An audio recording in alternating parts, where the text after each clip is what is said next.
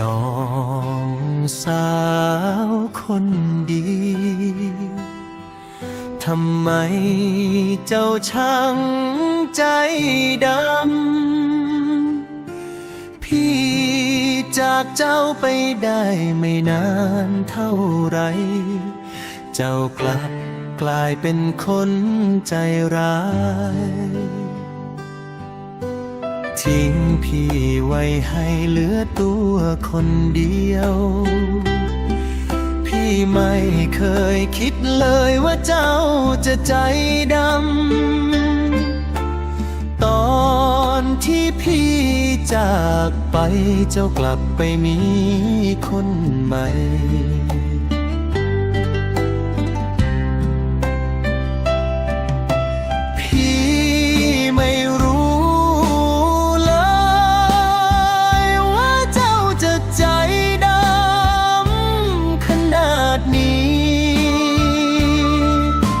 คว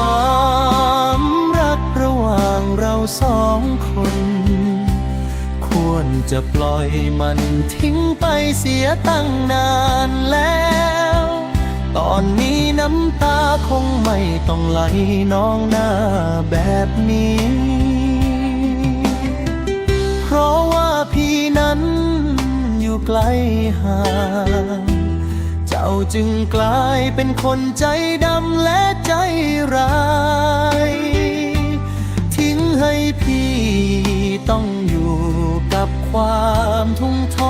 รมานไม่ได้มีคนรักอยู่เคียงข้างเหมือนคนอื่นเขา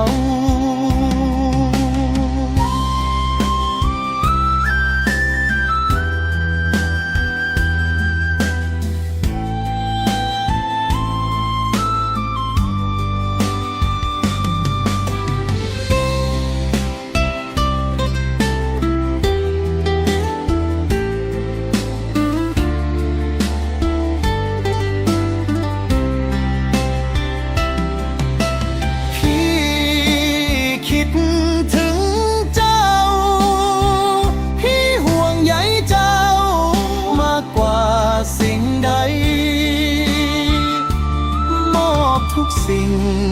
ทุกอย่างไว้ให้เจ้าเพียงคนเดียวแต่เจ้ายังทำใจร้ายกับพี่ได้ลงคอหลอกให้พี่กลายเป็นคนที่เอาแต่เฝ้าคิดถึงเจ้า